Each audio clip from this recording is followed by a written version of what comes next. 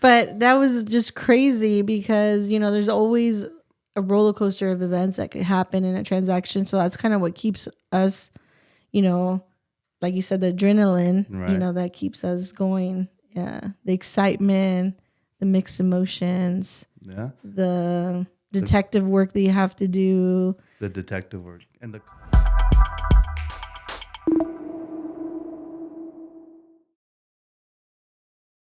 Yeah.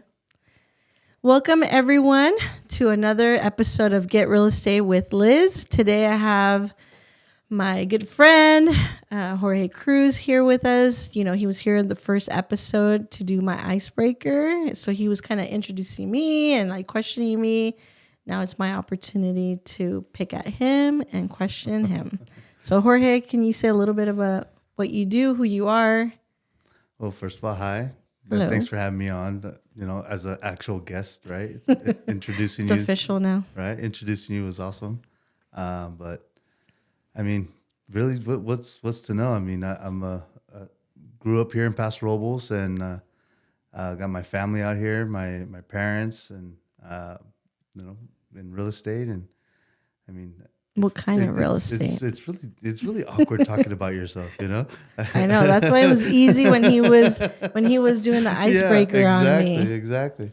Um, you know, I said obviously we're talking about real estate, and I mean I've been in the game now, licensed for 6 years, going on 7, and I mean just dabbling for years before that, in finance, in the finance market before that, investments and insurances and things, and I mean it's been a ride, and I stuck with real estate because I just enjoy it more. And that's what I was going to ask you. You're actually doing more stuff. What do you love about real estate? You know, I say this often, and people take it like it's a gimmick, but it's honestly seeing the success of somebody getting their first house, like when we're working with the new buyer, like actually seeing that excitement, the whole process, right? And then lately, now I've been working a lot more with investors and seeing that side, and just the adrenaline that they get on the getting the deal and this and that. I like the Packaging adrenaline. and all Yeah, together. I like the adrenaline, the emotional side on that, and then the adrenaline on, can we get a good deal and see the numbers and all that stuff. Like it's there's nothing, it's repetitive but nothing new. Is the best way I can explain it. And yeah, I fell in love with it. It is repetitive, but also you always have curveballs that are thrown at you. Every single transaction is unique. So I've never had one deal, no joke, not one deal that's exactly perfect. I know. Or exactly the same. Or it seems like it's perfect. Everything's going perfect. And then, oops, there's something. Yeah, like somebody gets a refrigerator on a credit card, Yeah. 3 days before closing, then they can't close. Or they changed their job. Or they bought a car. Yeah. Or the investor pulls out 2 days before closing. It happens. Or they pull the money out, or, they put new money in. Didn't you have one where a house caught on fire? I did. Like a couple of days before closing? No. Or was it right after? It was right after. It was right after. You know who you are. But that was just crazy because, there's always a roller coaster of events that could happen in a transaction. So that's kind of what keeps us, like you said, the adrenaline, Right. that keeps us going. Yeah. The excitement, the mixed emotions, Yeah. the detective work that you have to do. The detective work and the contacts. I mean, I had a family member that's a lender, William from Mortgage Heroes, right? He just called me on a random, because I was texting him, and he calls me, and then he just fired me up. All of a sudden, I went from just kind of cruising through the day, doing some things, to like, oh, you know what? Yeah, I got to do this, I got to do that. So like, those connections also kind of. That was the same conversation we had a couple days ago. And you're like, oh, you got me hyped up. Get more information on it. Da, da, da. So, yeah, our roller coaster of emotions throughout the day and week and year. Yeah, or hourly, depending on the deal. Yeah, like I said, everything can be smooth sailings. And then all of a sudden you get a call like, hey, insurance, didn't go through. And you're like, what? And so now you're like scrambling, trying to figure things out. But Yeah. that's the beauty of our job. Yeah. So besides the adrenaline, what else do you love about that? About real estate, I mean, to package it up, it's like I said, from dealing with the clients and all that, the exciting side for like family time for me, it's freed me up to be able to spend a lot of time with my son as he was growing up, which he's going to be turning 13 soon, which is It's crazy. crazy. But Teenager. I know. We got to talk after I this. The family time I've been able to spend, the leisure time that I was able to show, I was able The freedom. the freedom. I was able to expand, a lot of his vision while he was younger, to get into what he's able to do now. So for me, it's always been like the time I've been able to spend with him. That's what really has kept me going outside of all the emotional excitement, adrenaline, whatever. That actually drives me more because, he's got a baseball game. I can be like, you know what? I'm not going to be here this weekend. We can do this. We can do that, or during the week, So it's that's been very important to me. Having control of your own schedule and being able to not miss an opportunity in your family's life. Yeah. So. Yeah. And that's what's been important to me. And luckily we can be on a vacation and, And still be closing deals. 100%. And I've done that. You've done that. Yeah. You're on the beach, but that's what we're able to do. We're able to contact and still do what we got to do, from anywhere we're at. And then also having a good support system, like you, for example, if I'm on vacation and I get a call from one of my clients and, this is the only time that they can see the property or it just came out on the market, I have the ability to call you and say, hey, or can you please show that house for me, and vice versa. When you're at your son's game, hey, can you go show this house or whatever? So we have that teamwork. And we don't even even work together. We're competition, actually. Yeah, we don't even work for the So same if you're brokerage. looking to buy or sell a house, call me. I'm just kidding. But in reality, we're still going to be working We're together. lucky we're on her podcast. Just kidding. But Jorge, I appreciate you being a part of my life, not only as a friend, but as a colleague. And thank you for being here. But what do you think of all this talk that's going around right now with real estate and commissions and the NAR and all that? I love that's it. Your opinion. I love the clickbait that's been going on. Like a lot of people think that, first of all, buyers agents are going to fade away, or they don't have to pay buyers agents anymore. Things like that. It's really come down to, from everything that I've read, everything that I've listened to, it comes down to this was the sellers complaining to be able to keep more of their money, Right. but also to deter buyers agents to go to a listing that offers more percentage to take their clients to. Where I'm sure there's agents out there that have done that, where they steer their clients, which is completely illegal for us.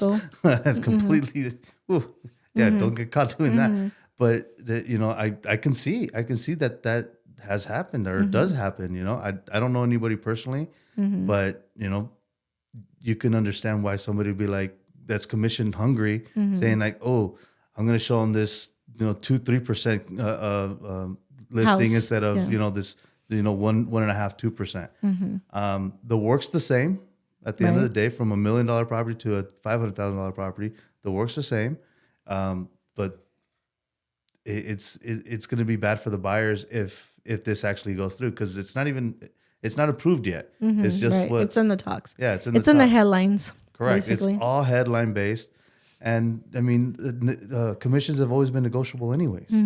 I'm sure you're sitting in a listing agreement, and you're saying, hey, for this percentage, that percentage, or whatever, this is what I offer. It's a package. Yeah, correct. So I've seen somebody start at 7%, 6, 5, 4, 3, 2. It's a package deal. This is what I'm going to be. This is the type of work I'm going to give you for this level of percentage. And if that's what more people start doing, it's going to help us out, because then people are going to understand better. But being transparent, being upfront is so important. And that's what I can see agents not doing that in certain areas, big cities and things like that, where, they're just make the quick buck, hurry up and let's get it done. And then that's another thing that these headlines, have a misconception, and they say like 7%, 6%, 5%, but there's so much that goes on with that percentage. I mean, it doesn't go to that listing agent. It has to be divided, or what percentage, who determines how much goes to the buyer's agent, Right. how much it goes to the listing agent. There's so much in detail behind the scenes that people don't see that. Right. And all you see is like, oh. Well, a lot of people don't take into account the 5-7 properties that we showed them, right? Well, first of all, that's an or hour. more. Let's say 5 houses, right? That's an hour per house, right? So that's 5 hours plus my gas to get there, plus my hour. What do I look at myself hourly, right?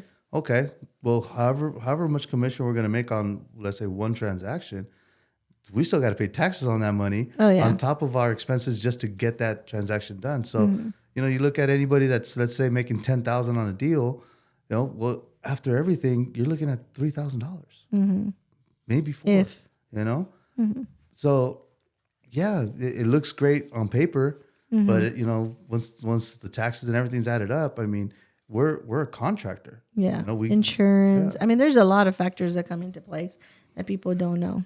Yeah. And that, like I said, that's just showing people property. That's not even doing the paperwork. And it goes to the brokerage, and then the brokerage distributes it, and then there's a transaction coordinator, and there's other things that go on into place. We pay our fees on our end that we can start charging the buyer up front now. I mean, I don't tell my buyer that I'm paying a coordinator $600-700, or that my brokerage keeps whatever. We're not saying that. We're saying, hey, this is what, and MLS fees and our yearly licensing fee, or the NAR fees, the licensing updates, the continuous education that we got to do. Yeah, there's a lot. It adds up. It adds, It seems like not, but and the car maintenance. I mean, we're not complaining. Just FYI. Not that this isn't complaining. This is just a little bit. Yeah. I mean, because we. It looks good on paper when somebody's we're closing a deal and you're making 10,000, but you break that 10,000 up, you might be making 3,000 out of it. So, if more agents were honest from the beginning, on negotiations and what happens, I think we wouldn't have gotten to this point. But also, it's also good we did. I mean, if we look at the more positive side. There's so many agents that they're gonna get flushed out. Survival of the fittest, right?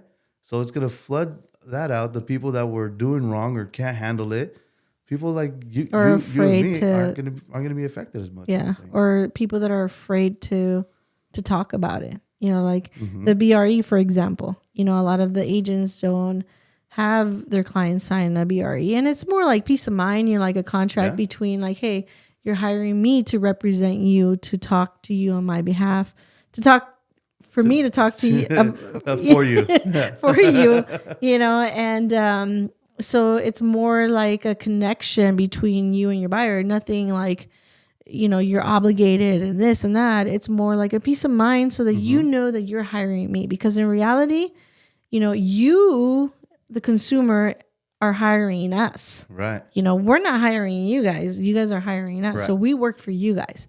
So that's basically like a peace of mind contract. And a lot of agents out there are not even having their clients sign that. I'll be honest. I don't, or I didn't, I can count on one hand how many times I've actually used it. But then on that same hand, I can count how many times I should have used it. I had the feeling I should have used it. And then they just used me to open up the doors, right? To make calls for them, to see what's going on. And then they used their cousin or their uncle or their best friend. Yeah, their best friend or their relative that lives 5 counties away. Yeah. Right? Yeah, we've seen that. So they live in San Diego, but they're having you open the door, but they're going to be writing up the offer. Right. So then you're out of it. Yeah, and they didn't even tell you about that person in San Diego Yeah. until later. And you ask them, because a lot of the times, and we're not saying buyers are liars, but a lot of the times we say, hey, are you working with somebody? Or, Always, yeah. that, because that should be our first question, especially when we're doing open house. Like, hey, are you working with somebody? Who's your lender or realtor? And most of the time, and I kid you not, they say no, that they're not working with anybody. So then great. I would love the opportunity to help you guys out. So then you help them out. Next thing you know, you said the sister in Nevada or whatever. Just got licensed in California. Yeah, got licensed in California, and they're writing up the offer. Yeah, yeah. I lost a listing like that in Los Osos not too long ago. Oh, well. And I mean, you're talking about the signature was wet for one day, and then he called cancel saying, "Oh, my friend just called me. His daughter just got licensed." And I'm like, you know what? I'm not even gonna put up with it. I wish I could have held him to it, right? I could have been that agent, which I mean, nowadays maybe I will, but I just let it go. Let it go. Why create that animosity? Yeah. And guess what? He sold for 80,000 under value because they could negotiate.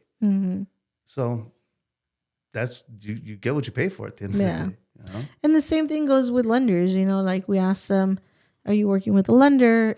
Because if you're not, I can refer you to somebody, or who can, who are you interested in talking with? And then they tell you no. So then you refer them to, a couple lenders or whatever. They choose somebody, or you, depending on their scenario. I usually do like a background, like, hey, what's your scenario? First time buyers or investors or I-10 or whatever. And that way you can refer them to the appropriate person, because not every lender has that program or that patience or whatever the scenario is to help that individual client. So if I send them to the wrong lender and they say, oh, you don't qualify, then they're going to get discouraged and they're not going to continue on that search. So it is important, we're here to service our clients. Basically matchmaking, right? Matchmaking, yeah. So we matchmake on the house, and then we try to matchmake on the lender. So I always give about two lenders to three, depending on who it is, options, because can't always stick with the same one. But I fill it out. It's like, you fill out where they Their are needs, emotionally, their wants, what they understand. And there's some lenders that are, don't talk details. They just are straightforward on numbers. There's other ones that are a little more emotional and can, walk people through different aspects. So or some people want to sit down lender. Some of them prefer texting or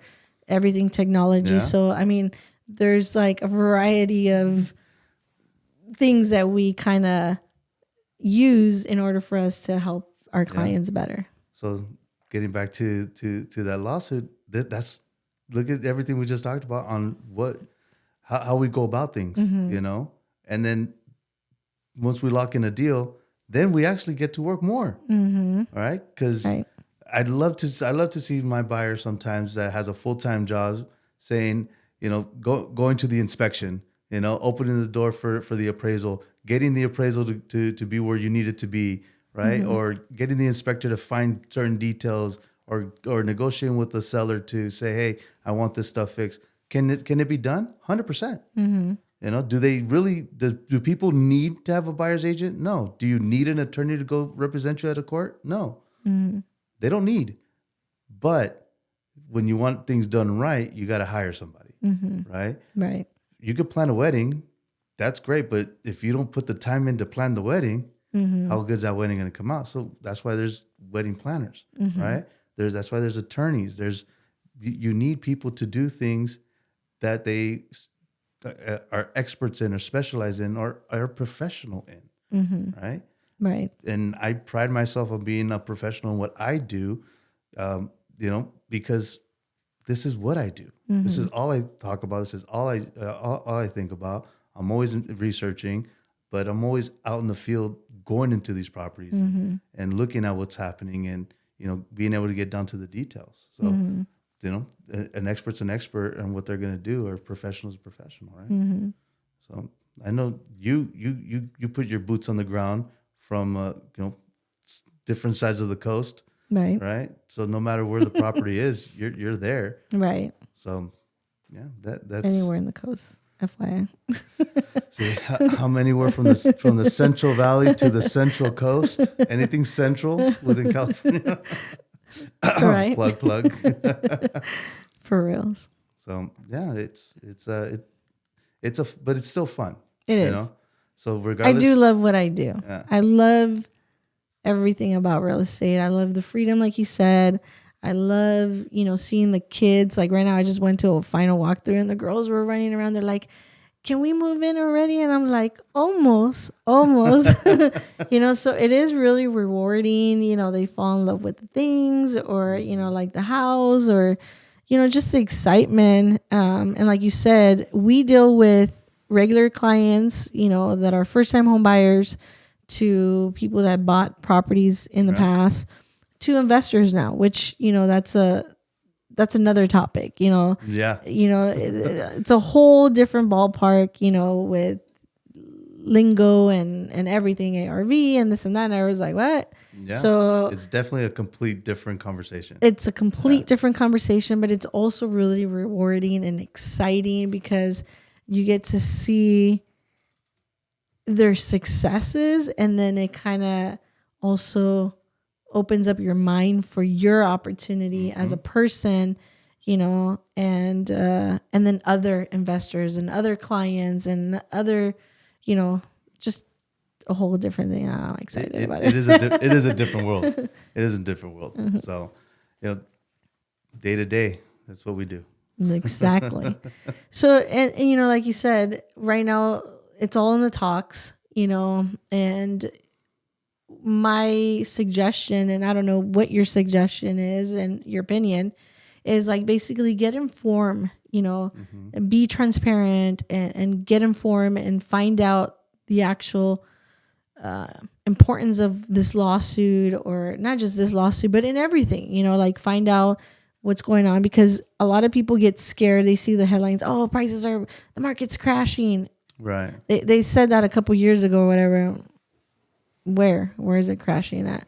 So, it's like, yeah, maybe in a location where there's like no sales, no population, like you can't compare the Central Coast to Las Vegas, Nevada, or down south in Orange County, or Fresno. I mean, you deal with the Central Valley a lot. Yeah. I deal with Bakersfield, and Bakersfield market is nothing compared to the Central Coast market. It's completely different. Yeah. It's different. It's a different world. Mm-hmm. Like it honestly is. Like I got a duplex, that someone wants to sell a duplex here in Paso Robles, and they're starting it off at in the 900s.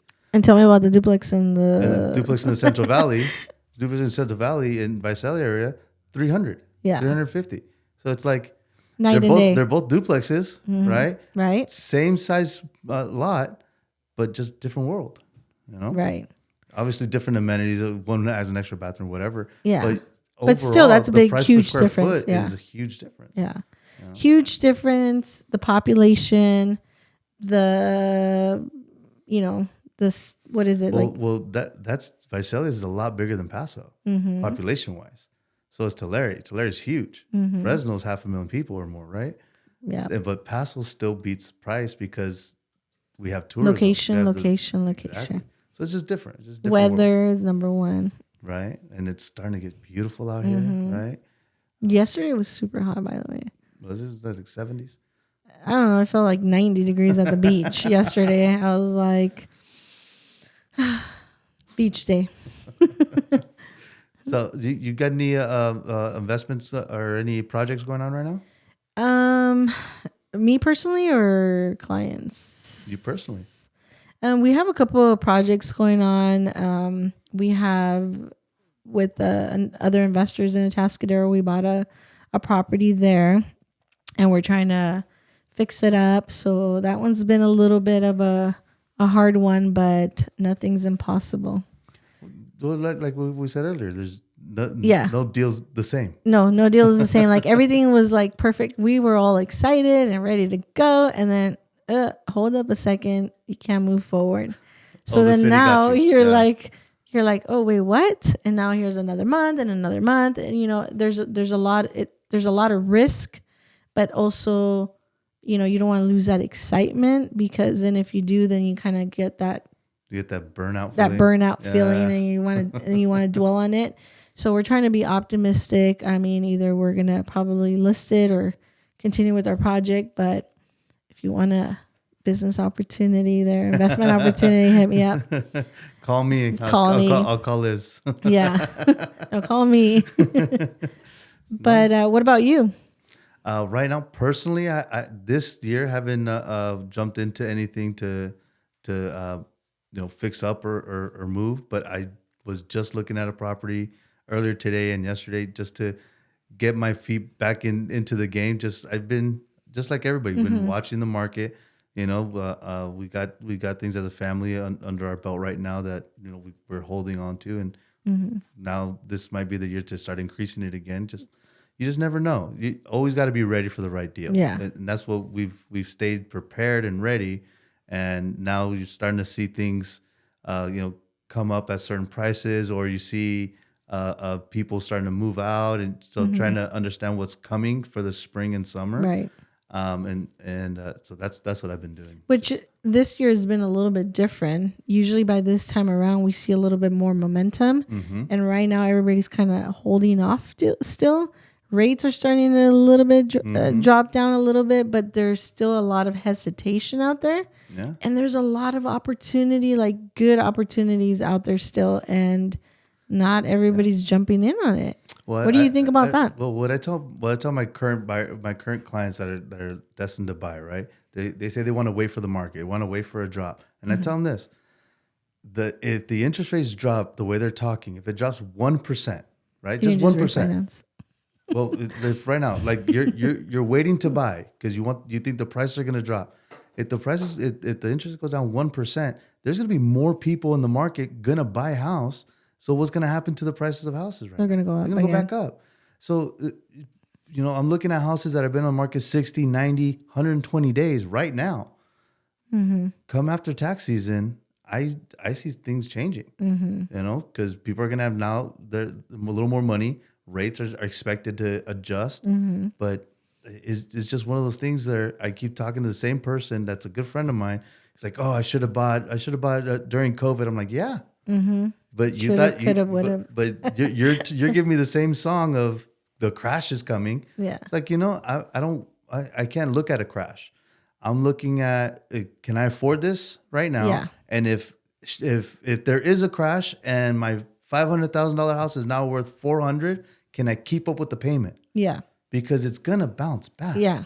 Eventually. As long as you can hold on to it, keep up with your payments, regardless of what's going on in the world around you. That's where the benefit comes, because you hold, and then hopefully you got the right agent, right here. You got the right agents working for you. Where we're also looking at that. Like especially first time home buyers, I hate putting them in a position where it's their whole paycheck into their house, right? I can't live with that. I'm not okay with that. Now, if they push me and that's all they want to do, there's nothing I can do about that. But my thing is that educating them on, hey, if prices do go down, this is what we can do, right?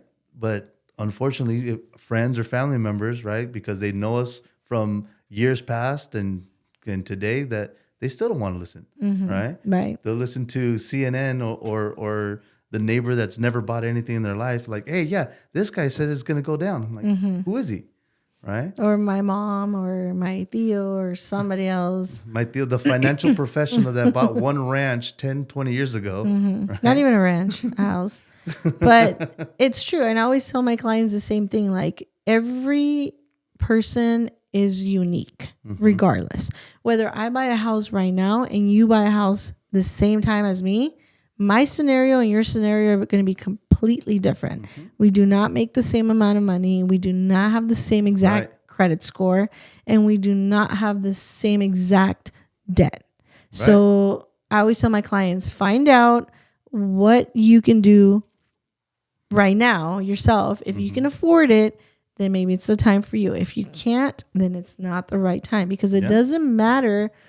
The rates can be super low, but if you are not mentally ready, if you have too much debt, because that's another one of the main factors. You have to have Your your debt to income income. ratio has to be a certain amount.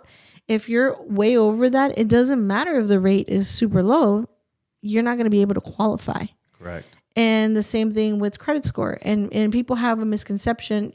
Yeah, you can have you can buy a house with the 580 credit score, but now it's a higher rate. So your payment's going to be a little bit higher. I mean, there's so many different factors that you have to look into that will determine your situation. So like Jorge was saying, if you can afford it right now and you can afford it, down the road, if something, God forbid, something happens, then it's the right time for you. But if you can't, then it's not. Correct. So yes, very important to find out where you stand. And if for whatever reason you don't qualify right now, let's find out why. Is it your debt? Maybe it's just paying down some of your debt down. Maybe it's, being on a job a little bit longer. Maybe, it's a little bit more down payment. I mean, there's so many different things. Well, that's why it's important to make sure a client sees a lender first. And, the whole conversation starts where, okay, where do I stand? Where do you stand? Where do you want to buy? What's your idea? Okay, now let's see where you're at though. So I like to talk to people and tell them, okay, let's take the first step and see what steps we need to take. Exactly. Do we need to step left or step right? Do we need to fix some things or are you ready? Are you ready? And that's important. That's all it comes down to. The financial planning and that's why I focus a lot on that with my buyers, where first time buyers and things where I was able to put that into practice because it's more long term planning. Okay, sure, this house is going to be $3,000-$4,000 a month. Awesome. Can you afford it? What's going on? What's your future plans? Do you want to pass this on? Is this a jump off point, right? Do you want to get into something? You got to get into something now so you can get into something bigger later, right? So it's just steps. What steps do we need to take? And that's everybody's always just looking at they have to put down 20% because that's what they read, that's what they hear. But man, you're not kidding. You can buy a house with no money down. Susie and Tom could buy the exact same house for both buying that at $500,000, but Tom probably has a 7-8% interest rate, while Susie got a 5%. Exactly. All because Susie had a little bit more money down, which is probably not a whole lot more or whatever. Yeah. They knew what steps to take, And preparation is very important. Preparation. You got to prepare, and that's important. It is important because, and there's so many different programs available for you.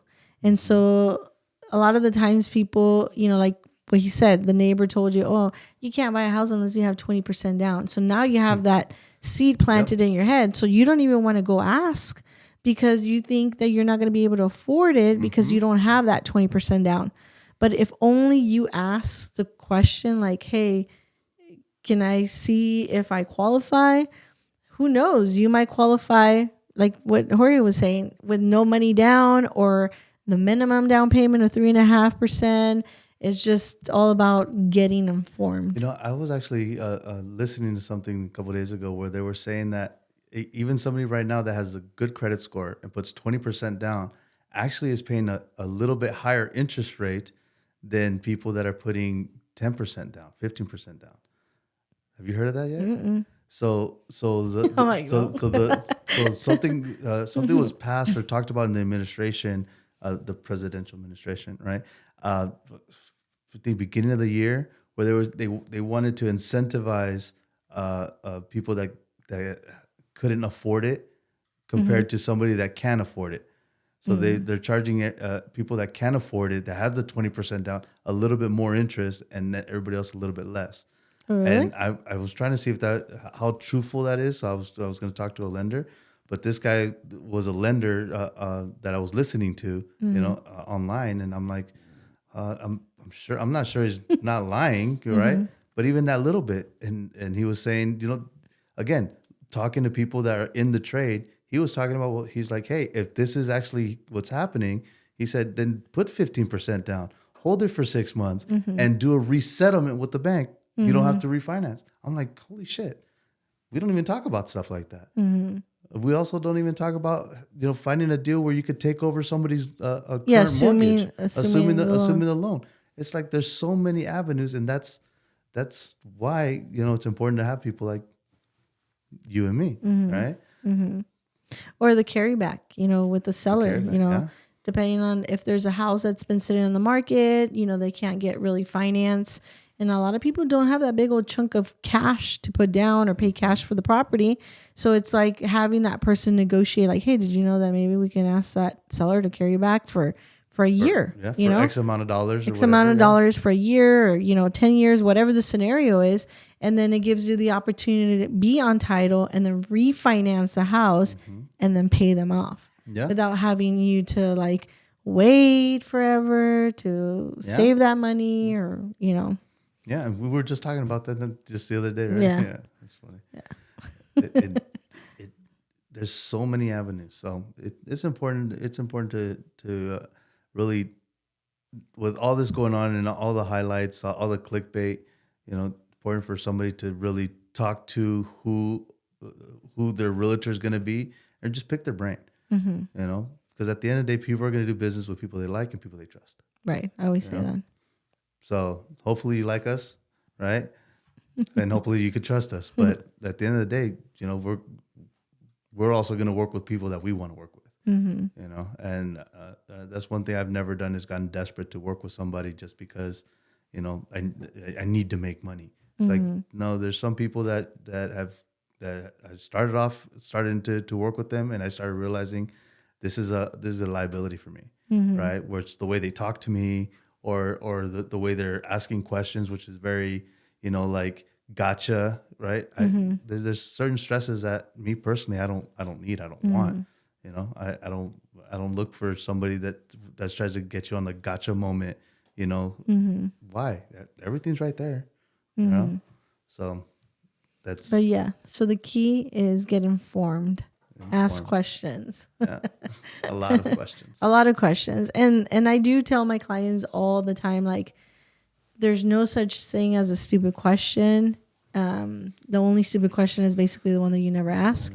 So always ask, always, because a lot of the times we say things and maybe they don't have an understanding of what we're saying, or they'll forget, or like, we're not going through that process right now. So when it comes back up, they're afraid to ask, because they're like, oh, she already told me the answer to that. Maybe I shouldn't ask her. But no, ask me until you have clarity, because I want you guys to have a good experience. I want you guys to understand the process and be happy. And, especially when you're first time home buyer, you want to have a really good experience. Yeah. I like to entertain the person that's like, they ask me the same question, but in like 3 different ways. Like, and it's funny to me, especially like if we get along, it's a good person. Yeah. Where it's like, it doesn't bug you. No, it doesn't. I'd rather you ask the question, and give you the answer. Cause first of all, why do we have to lie? This is the answer. 2 + 2 is 4. Right. This is. I think maybe in past experience they felt like, like, oh, I already told you that, but in reality, I'm not like that. So, my clients know that they can ask me or they can call me at any time. Like, cause sometimes we'll have a conversation. Like I just had a conversation with my client a couple days ago, sorry.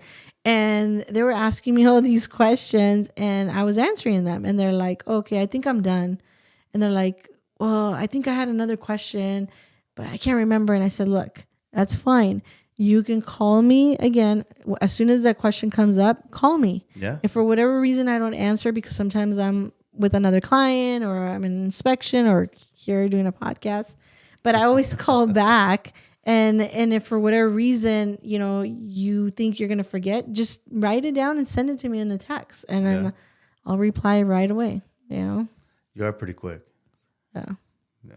But I've noticed your phone's on silent. My phone tells me, it's like, do you want to send the notification? Yes, send it. Well, that's because, I give my clients my devoted attention. 100%. I was just going to say that. And so, it's just respectful. if I'm working with you, I'm talking to you, or I'm in a home inspection or whatever, showing you a house, and my phone's ringing and I'm like calling you and I'm like, hey, hold on a second, and I'm over here. I'm basically taking time, devoted time or special time that I can be engaging with my clients right now. Yeah. And so I set that expectation up front. And I always tell my clients, hey, for whatever reason I don't answer you right away, it's because I'm probably busy with another client, just like I'm giving you my devoted attention right now.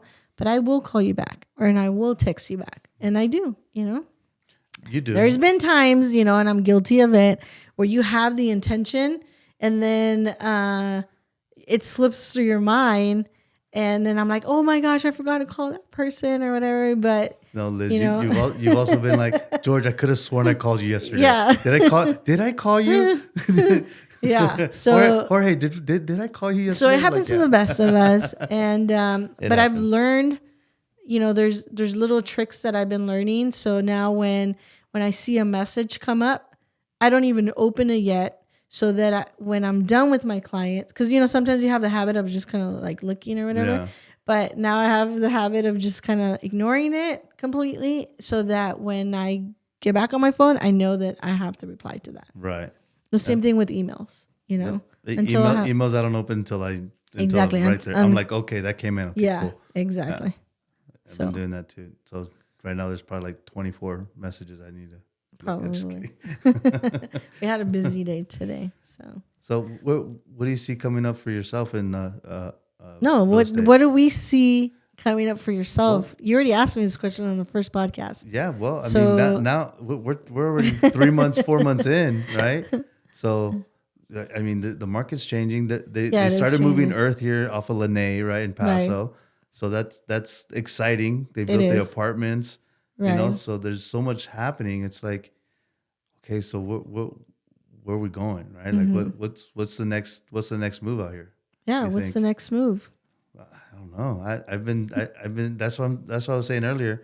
I'm gonna start getting my feet wet again, and that's why I want to go look at that property, not just for myself, but for other clients that I think it can work for. But now looking at it for, okay, now if I'm gonna buy this, right, mm-hmm. right, okay. So those opportunities I think are coming right now. Oh yeah. With the boomers starting to fade away, people needing to downsize. Well, it's really the boomers needing to downsize. Mm-hmm. And I think when the rates go down, they're going to start downsizing because they can transfer their current tax situation mm-hmm. to their new property. That's another podcast, right? Yeah. There's so many. So that's another transfer they could do, or they're going to be buying something bigger with their kid, right? Right.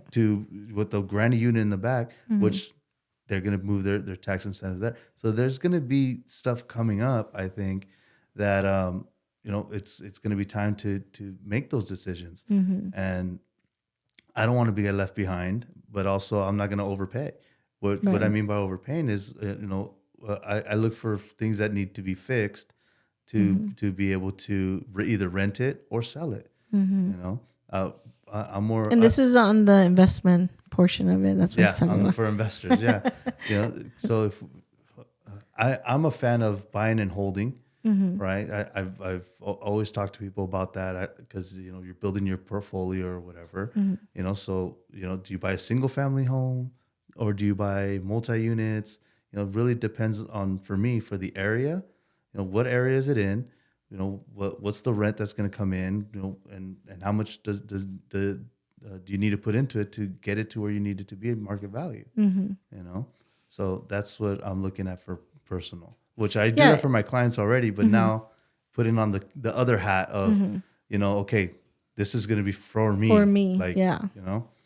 And that's very important for like the investor side of it, that he's talking about.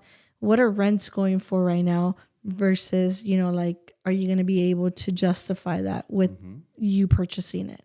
And in the buyer side, like first time home buyer, we compare it, there's different comparisons. You see it as an investment, as a investment opportunity, being able to make a little bit more than what you're basically putting out, versus a first time home buyer that's comparing it to what they're paying for rent right now. Right. So there's different scenarios there that he's talking about, but he's talking about individually. Just me. Just me. Yeah. So yeah, you have to basically make sure that all the numbers work. You know, how much your rents are going. Is it, you know, more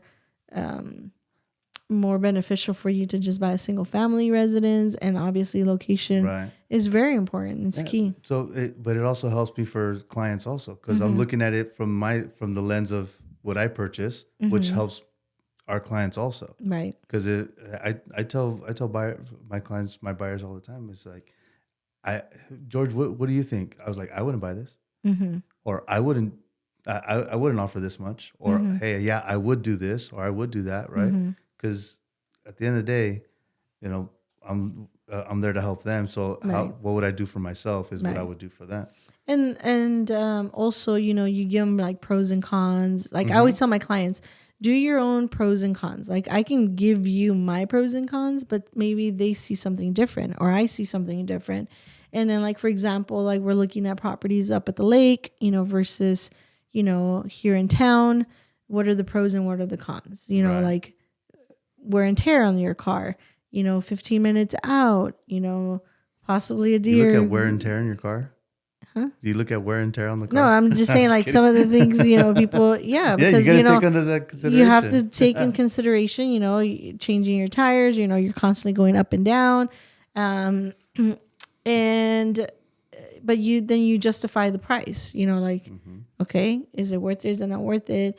Do you want peace of mind? Do you want outdoors? Do you want closer to town? You know, because a lot of the times we as individuals want proximity, you know, like when you go to the grocery store, right next door, basically. Yeah, when you want to go to the grocery store, you park right in front. I mean, there's like empty spots over there, but you're circling around in the parking space because you want to park right in front.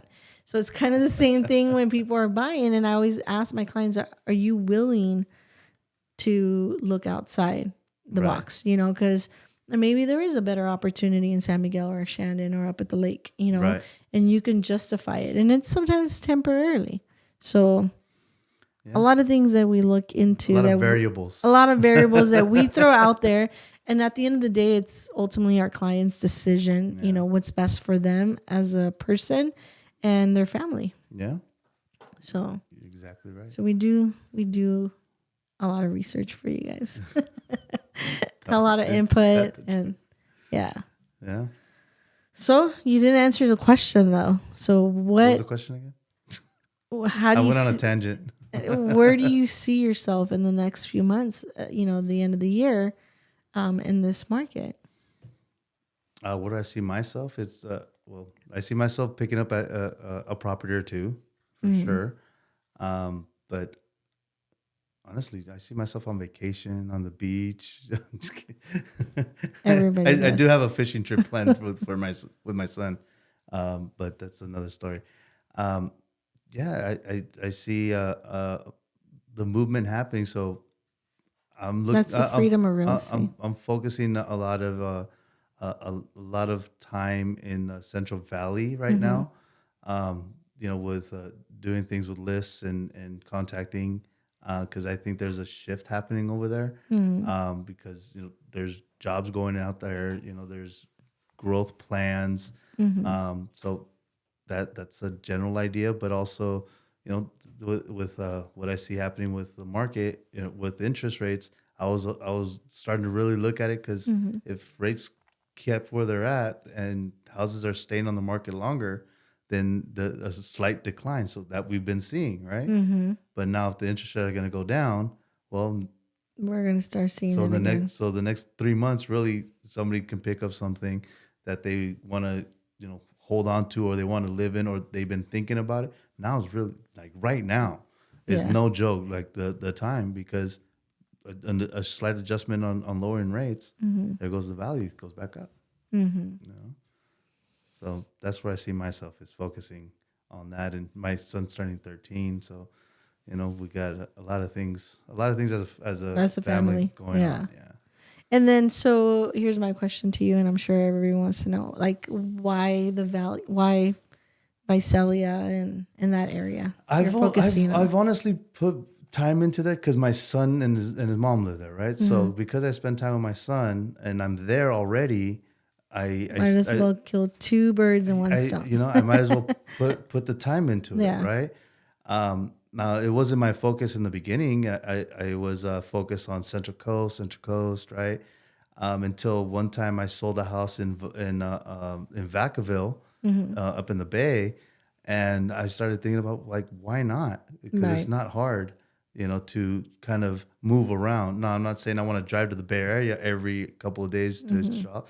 No, but I would, right? Like I put in that time, but the Valley just made sense because my son's there, right?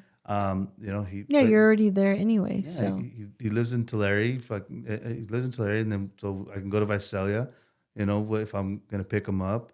Or also he has his baseball practice and things in Fresno. So right. I'm hitting all the big spots. Well, I might as well take time if I'm gonna be there already. For 2 times a week or whatever. Might as well put in the time to figure out what the market's like, what's going on, make some friends. Talk to some local agents and see the movement. And I got an agent that texted me the other day. She said, "Stay in your area." I said, "Now, just like what he sends to me. I tell you that, but see, I say it jokingly to you. This agent saw that I had a listing in Visalia, and she tells me she's all stay in your area." So I looked her up and I said, "Where's her list? Does she have a listing, right?" Well, I want to get a listing now in that neighborhood, just to irk her a little bit. Like, why? I don't have to stay here. Yeah.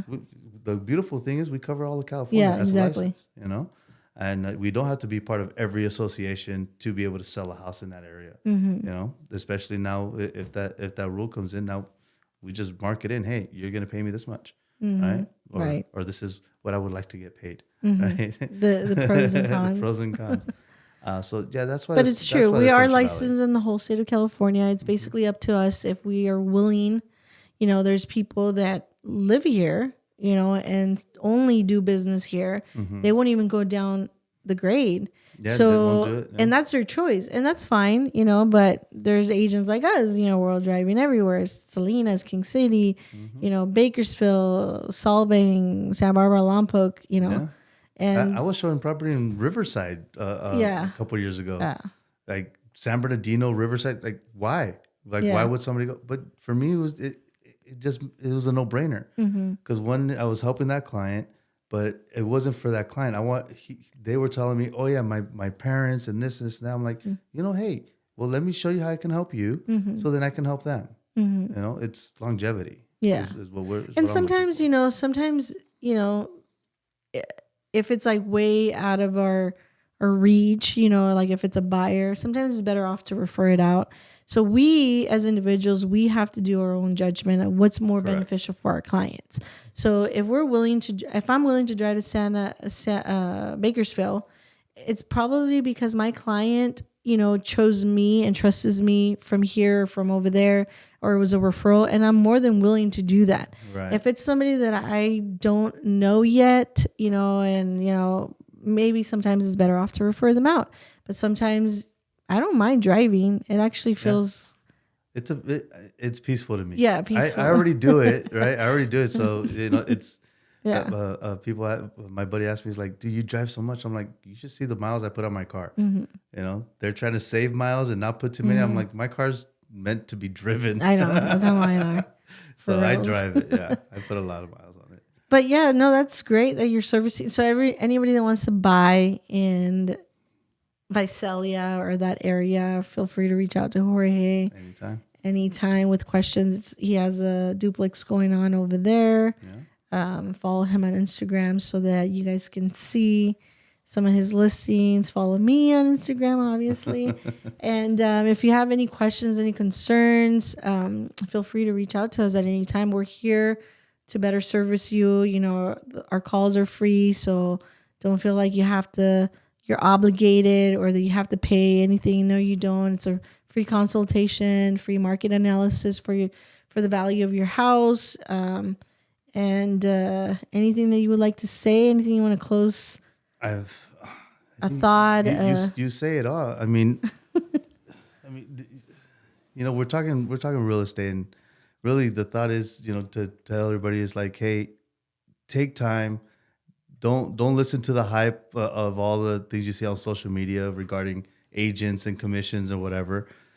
Talk to 1, 2 agents and really get a feel. And at the end of the day, work with whoever you trust and whoever you like. You know, so for me, I do business with people sometimes that I just trust because I don't have to like them every day, but I know they're good at what they do. You know, it's really just taking the time and getting out there and asking questions. I mean, that's the name of the game. That's what we do to get to know you guys better, and that's what you guys need to do, clients need to do to get to know us better. And I mean, final thought, that's what it is. Get informed, ask questions. Yeah, get Get out there. informed. Don't listen to all the social media headlines because Yeah. they only put what you want. Like, what is it called? Like the like red tag, like flashing things like, oh, this is what's going on. Everybody's all chaotic. But in reality, there's fine print to everything. Yeah. So. What's the headline? The end of 6%, right? Yeah. It's like, look, if you're going to bring a buyer, you're going to bring a buyer and the buyer can't afford to pay you and they don't want to make a deal. Well, that buyer's not going to buy. Right. So, don't fall face first on the headline, just because it sounds good. Yep, exactly. And there's a lot of agents out there that have a lot of buyers out there too. So that's another opportunity that you don't want to miss out either. Yeah. And, we didn't really touch on that, but, people are, what you said about the percentage they don't want to pay, but you're missing out on opportunities of buyers that are missing out on your listing, basically. Yeah. Marketing, it's the number one thing right now for any listing. Yeah. And you're good at it. Thank you. But, it is important. Marketing is very important because, I mean, you can put a sign on your yard, but only the people that are driving through your house are going to be able to see it. Right. If I live like on the other side of town and I never drive through your neighborhood, how am I going to know that your house is being for sale? Right. So there's a lot of factors that come into place in a listing. And like I said, agents have buyers also, so they're bringing you the buyers. Yeah. So anyways. Liz, it's always a pleasure. Jorge brought me these two little shot glasses, but he didn't bring me the bottle of tequila was in the car last week. I promise. But here's to us. And then we did bring next time. I have a bottle of champagne, but I don't know if you want to really open it or not. But that's on you. If you want to open a bottle of champagne. Yes Way Rosé. You can open it. I don't know how to open it. I always see my clients struggling to open that bottle. What's the struggle? I don't know. I've seen people take forever. Oh, I'm struggling to open the foil. At least we can get a little shot of champagne. And, next time, I promise you, tequila. Because, I did have it. I don't know where it went. I'm kidding. It's in my house somewhere. There it goes. So, Yes Way Rosé. Look at smoking. Take it slow. Okay, where's yours? We're going to take a shot of rosé. Mm-hmm. There's always a first for everything. Hang out with Liz. You never know what's going to happen. For reals. Have you gotten wine tasting in the area lately? Not lately. Not since the last time when Willie was here. And Christine.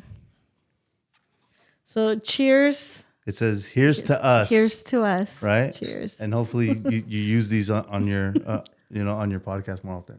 Mm-hmm. You start doing this with everybody because that's actually pretty good. That is good. Yes Way Rosé. Mm-hmm.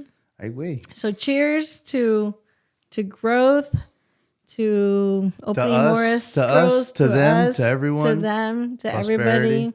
This is actually really good. Yeah, it's actually pretty good. So cheers to all of you guys. Blessings. All right, blessings on blessings. Mm-hmm. But So thank you, everyone. Follow us on Instagram. Jorge, what's your Instagram? Jorge Cruz, real estate. I don't ever You remember my barely handle. drink a little bit and you're already... I never remember my handle. You know what? I just post. I never give it out. Follow me. I know, right? Jorge Cruz Real Estate on Instagram.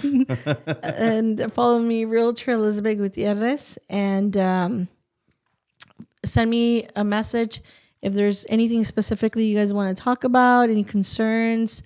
If you guys want to get pre-qualified, if you guys are looking to buy in the Central Valley area. You know what would be fun if people sent you like questions and you do like a question and answer. Yeah, that's what we were talking about. Yeah, that'd be really cool to do. Hey Liz, or hey, this and that. Like that'd be fun. I do a lot of questions. Send her questions. Send me questions that you want answers, and maybe her next guest, or I'll jump on and we'll just it'll be better than just giving our opinion all the time. Yeah, we can answer some real. You can answer some real questions. I usually do the questions on Instagram, and I try to answer them right away. But send me questions. I'm gonna post that today. I'm like, hey, what kind of questions do you guys have for me for my next podcast? And then I'll read them, and then we'll answer them together. Yeah, that'd be fun. Yeah. And then tequila. And tequila next time. I think tequila and your podcast. Get real estate with Liz and a shot. And a shot of tequila. But Liz, thanks for having me on. Honestly, you are my number one friend. It's not just real estate, but in this area. Thank you. Because I've known you not just because I've known you so long, but you've always been a very honest, straightforward person with me, and I appreciate your friendship. I'm excited for your success, the direction you're going, and I know I tell you all the time, I'm proud of you, but it's freaking true. You're kicking ass and you're taking names, and I knew it was going to happen. So thank you. Keep it going. And we don't work for the same brokerage. We don't. I keep telling her let's break off on our own, but hope my brokers didn't hear that. I know. Honestly, thanks for having me on. Appreciate you. Of course. Very much. Thank you guys. Bye.